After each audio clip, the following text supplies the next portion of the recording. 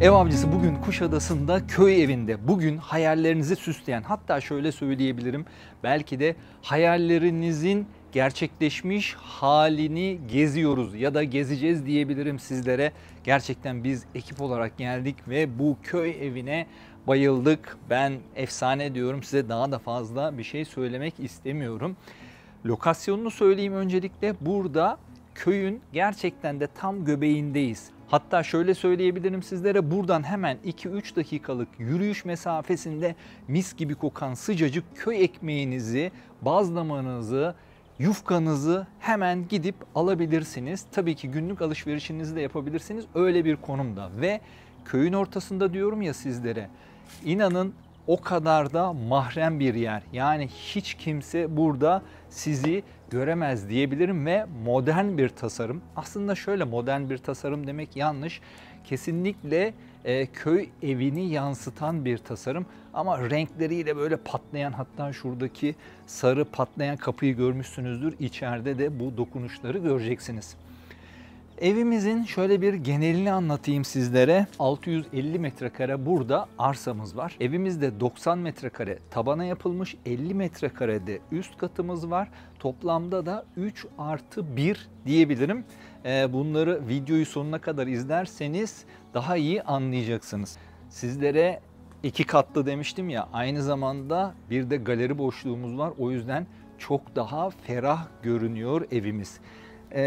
Kalorifer altyapımız var. Evde bir tane uçan sobamız var. Onu göreceksiniz. Hayran oldum. Gerçi içerisinde, dışarısında da muhteşem tasarımlar var. Bir şey daha söylemek istiyorum. Çok da fazla sizi burada ekran önünde bekletmek istemiyorum. Hatta size şöyle bir şey de diyebilirim. Evet, burayı ev olarak tasarlamışlar. Ev olarak kullanabilirsiniz. Fakat isterseniz burayı restorana da çevirebilirsiniz. Böyle butik bir restoran, fine dining bir restoran olabilir. Hatta Ayvalık'ta 2 kişilik restoran var. Bilmiyorum, orayı biliyor musunuz ya da bakabilirsiniz. 2 kişilik, 4 kişilik, hatta tabii ki çok daha büyük olabilir. Ona yatkın bir şey söylemeyi unuttum. Restorandan bahsedince inanın birazdan gezeceğiz zaten. Burada şarap mahzenimiz de var. Hatta bu dediklerimin mutfak altyapıları da var. Her şey hazır diyebilirim sizlere. Şimdi o zaman daha fazla beklemeyelim, evimizi gezelim. Ama evimize şöyle başlayacağız. Dış kapımıza çıkarak oradan gezmeye başlayacağız.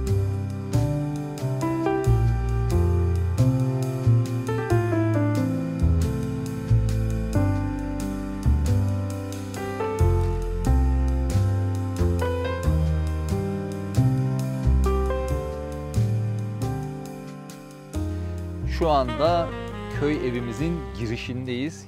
Yani girişinin dokuları bile harika diyebilirim sizlere. Aysun belki şunların ayrıntılarını çekiyordur ama ışıklandırmalarımızı herhalde görüyorsunuzdur ve evet, buradan evimize geçiyoruz. Şunu da hemen kapatalım. Evin her yerinde bu üzümden yapılmış kapı kollarını göreceksiniz.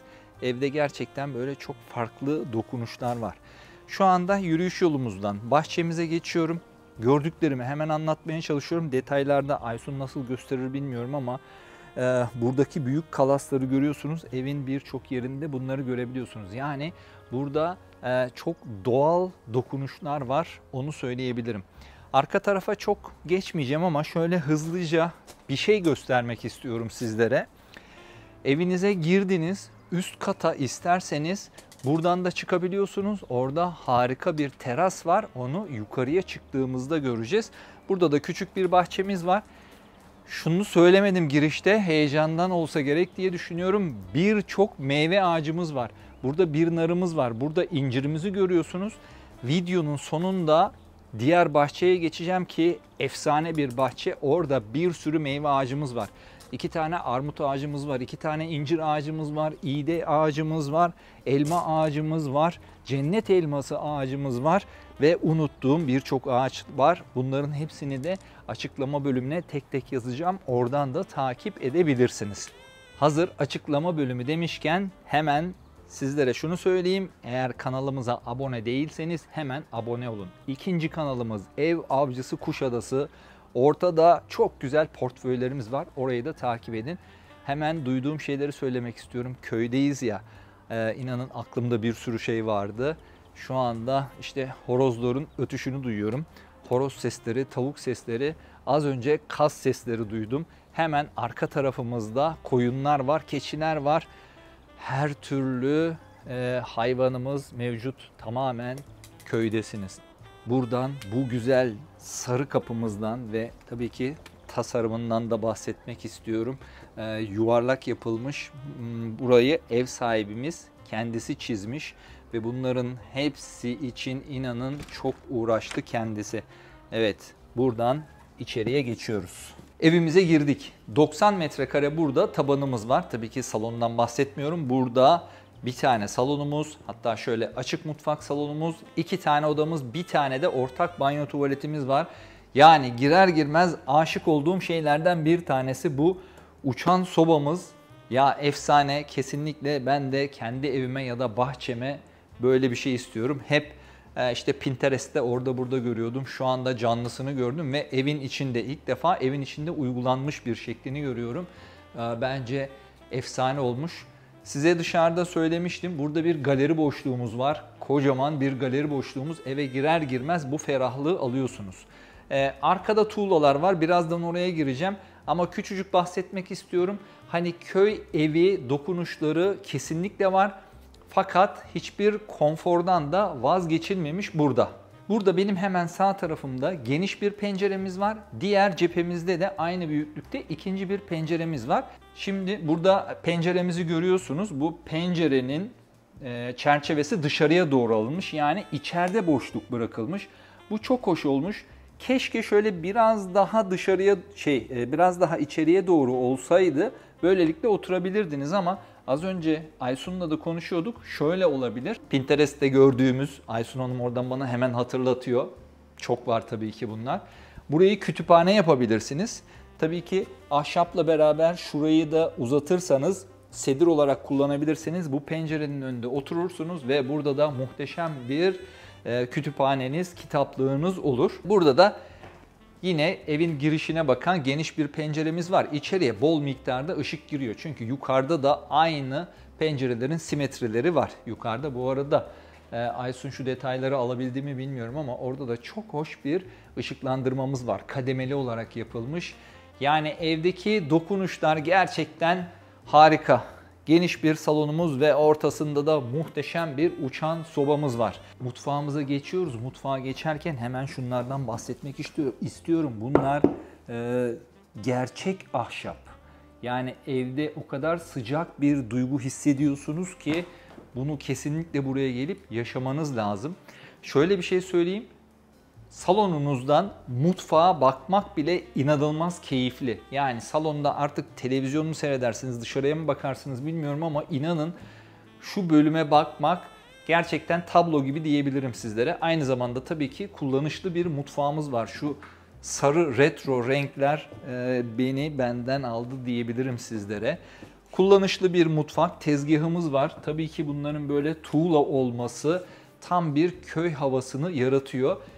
Tabii ki ahşap ve dolap olmaması, sadece ahşap rafların olması ve işte bardaklarınızı ya da diğer eşyalarınızı sergiliyor olmanız da çok güzel. Yani tam bir köy havası yaratılmış ama yaratılmışken de arzu ederseniz burada bir kalorifer sistemi de kurulmuş. Yani ben o konforumdan vazgeçmek istemiyorum diyorsanız onun altyapısı var.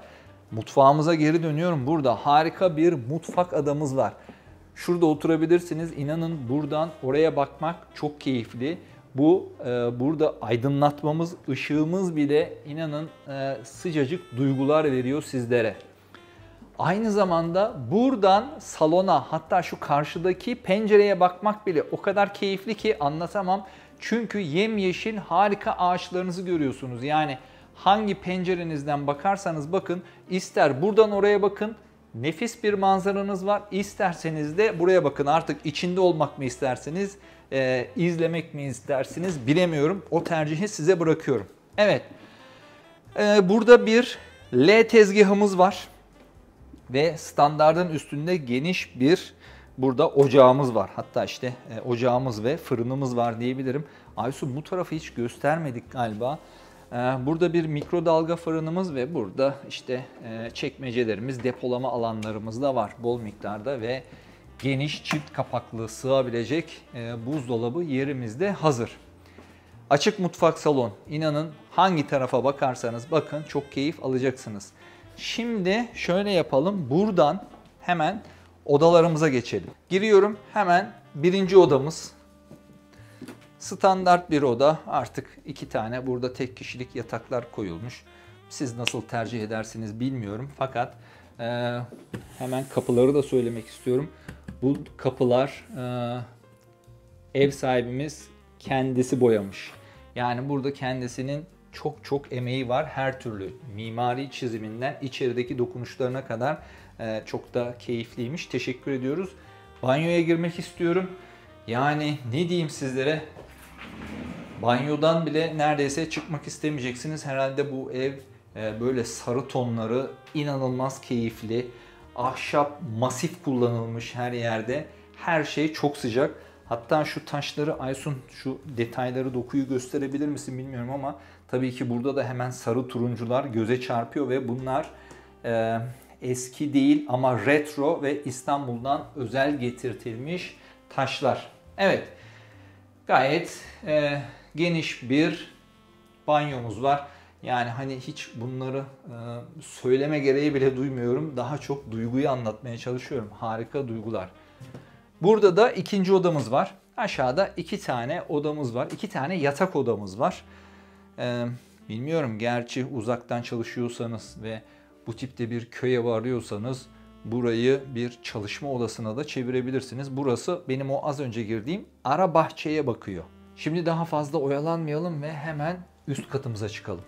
Ya ben size üst katımıza çıkalım dedim fakat küçük bir ayrıntıyı unuttum. Sepetimiz. Evet, yukarıya çıkmaya üşenenler için diye düşünüyorum herhalde. Bir şey unuttuysanız hemen aşağıya sallayabilirsiniz. Sepetinizi, istediğinizi alabilirsiniz. Yani bu da çok yaratıcı ve keyifli olmuş. Tam yukarı çıkıyordum ki Aysun bana bir şey hatırlattı. Kendi fikrini söyledi. Bilemiyorum artık hangisi doğru. Yukarıya çıkarken Atilla dedi şu anda Instagram'da sepetler satılıyor dedi. Bu sepetler şunun içinmiş. Ben ilk defa duyuyorum. Yukarıya çıkarken taşımak istediğiniz şeyleri oradaki sepete dolduruyormuşsunuz. Yukarıya çıkarken de o sepetinizi alıp çıkartıyormuşsunuz. Aysun da dedi ki bu sepet işte bir şey unuttuğunda yukarıdan sallama için değil. İşte yukarıya çıkacağınız zaman çıktığınızda burada topluyorsunuz işte yukarıya çıkmadan önce. Bu sepette topluyorsunuz. Sonra yukarı çıkınca da sepeti çekiyorsunuz. Vallahi hangi mantık kullanılıyor bilmiyorum ama artık yukarıya çıkmak istiyorum. Merdivenlerimizden çıkıyoruz.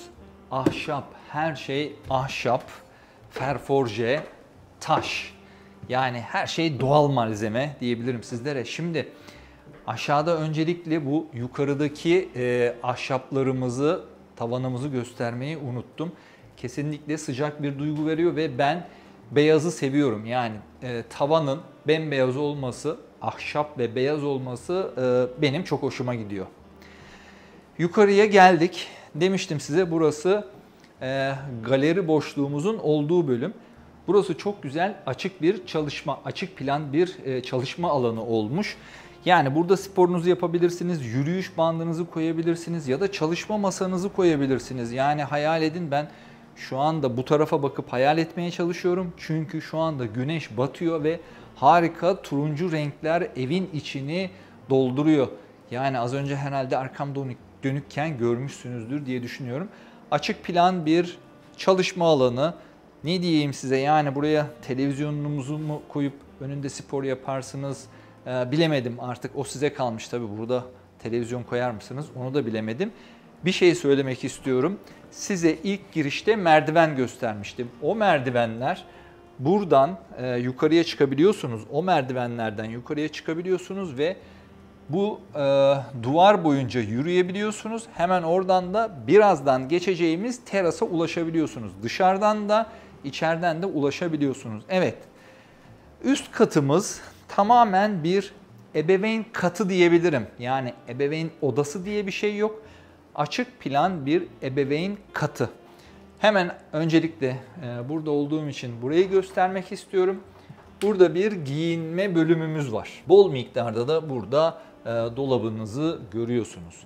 Hemen ebeveyn katımızın ebeveyn banyosunu göstermek istiyorum. Bunun karakteristiği bambaşka. Burada biraz daha modern dokunuşlar var. Burada köy havasından biraz uzaklaşılmış ama yine de buraya nişler açılmış ve oturma yeri biraz hamam stilinde sarı tonları fakat yaldızlı sarı tonlarına burada rastlıyoruz. Ve buradan yatağımızın olduğu bölüme geçiyoruz ve oradaki en güzel şeylerden bir tanesi şu anda kapalı. Buradan gökyüzünü görebileceğiniz bir penceremiz var. Yani yattığınızda direkt buradan gökyüzünü görüyorsunuz. Yıldızları görebiliyor musunuz bilmiyorum ama burası ışık kirliliğinin az olduğu bir yer. Belki yıldızları da görebilirsiniz. Onu bilemiyorum. Özellikle dün ve önceki gün Perseid meteor yağmuru vardı ve hatta burada kendinize bol bol dilek tutabilirsiniz. Bir iki dokunuş daha var. Yaratıcı fikirler diyebilirim.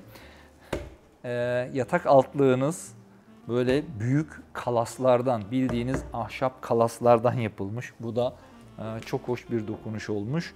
Bir de burada farklı bir modern dokunuşumuz var. Şöyle açarsam göreceksiniz. Buraya jacuzzi'nizi koyabilirsiniz. Jacuzzi altyapısı yapılmış. Jacuzzi de olabilir ya da büyük bir küvet de buraya koyabilirsiniz. Ben size aşağıda az önce bahsetmiştim. Tamamen mahrem bir alandasınız. O yüzden buraya küvet ya da jacuzzi koymanızın da hiçbir sıkıntısı yok. Onu sizlere söylemiş olayım. Şimdi buradan hemen şöyle terasımıza çıkmak istiyorum. Kocaman bir terasımız var. Evet, harika da bir havası var diyebilirim sizlere. Çok sıcak günleri yaşıyoruz ama şu anda inanın bir serinlik direkt bana çarptı. Aysun, şu arkamdaki çamları görüyor musun bilmiyorum ama harika esintisi oradan geliyor. Sadece ağaçları görebiliyorsunuz. Yani burada zaten alçalarak gidiyor ve denize gidebiliyorsunuz. Burada hemen arkamda görmüş olduğunuz gibi salçanızı yapabilirsiniz. Her türlü yeşilliklerinizi burada kurutabilirsiniz. Evet, ineğimiz de orada zaten otluyor. O zaman fazla uzatmayayım. Hemen bahçemize bakalım. Aşağıdaki bahçeyi kaçırmayın.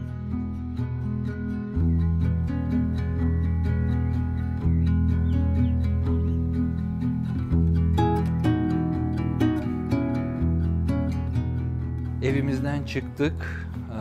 Bu sarı kapıya ve bu kapının tasarımına inanın bayıldım. Yani kaç kere daha söyleyeceğim bilmiyorum ama evet, hemen girişimizin karşı tarafındayız. Burada bir üzüm bağımız var. Daha tam kapatmamış ama üzümlerimiz de var. Bunların tadına bakmadım. Bunların tadına da bakayım birazdan. Vallahi inanılmaz meyveler var. İsterseniz bu bağın altında da oturabilirsiniz ve bu da İğde ağacımız. İğde ağacı da var. Evet, bir adet iğdemiz var. Şimdi burada bir kapalı alanımız var. Burası ahşapların üzerine oturtulmuş bir yer. Zaten sallanıyor.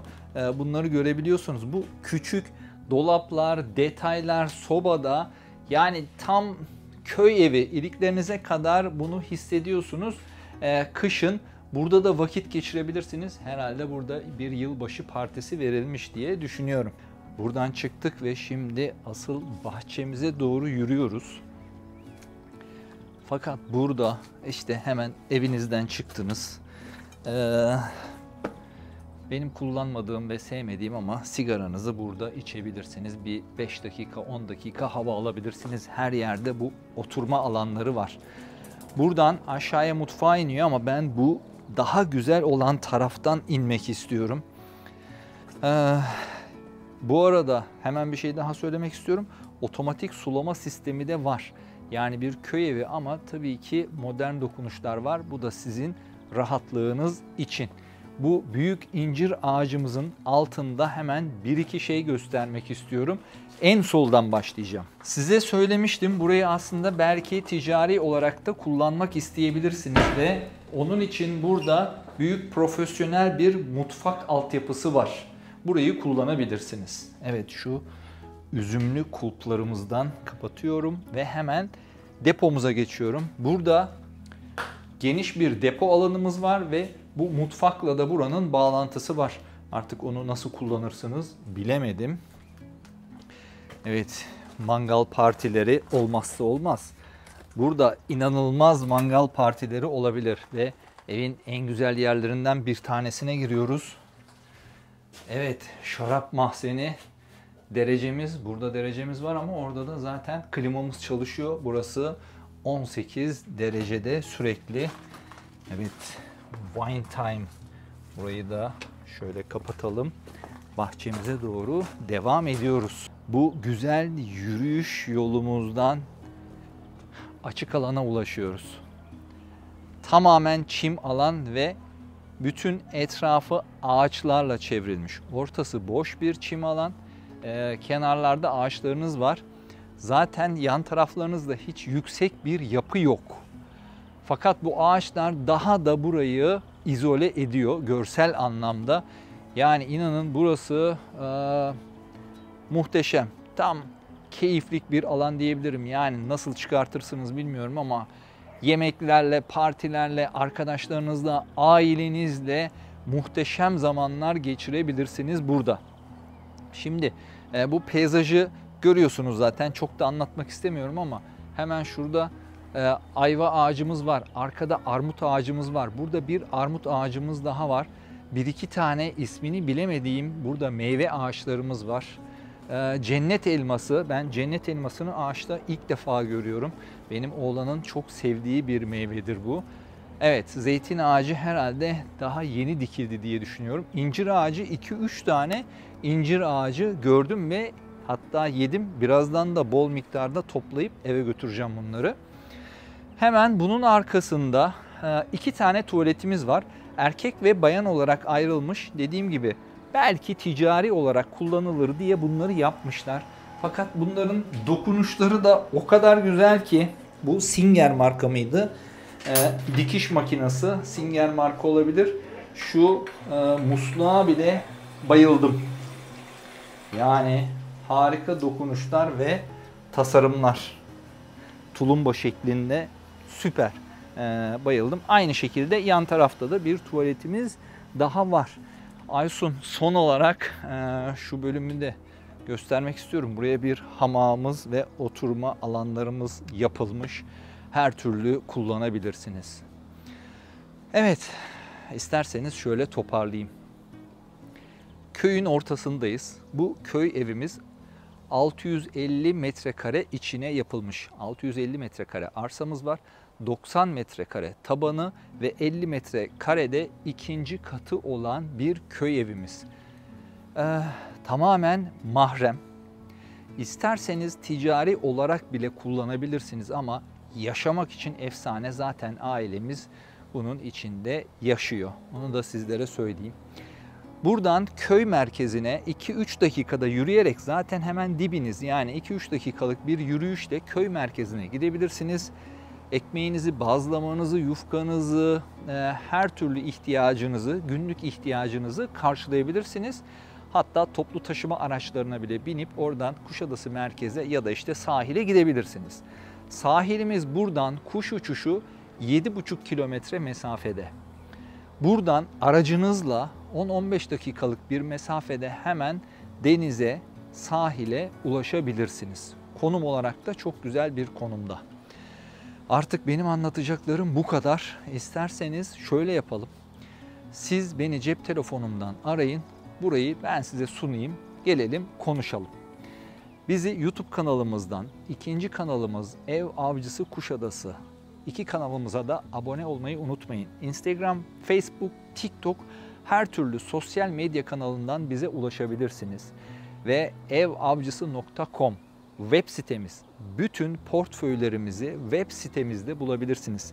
Fiyatları, açıklamaları, her şeyi yazıyor.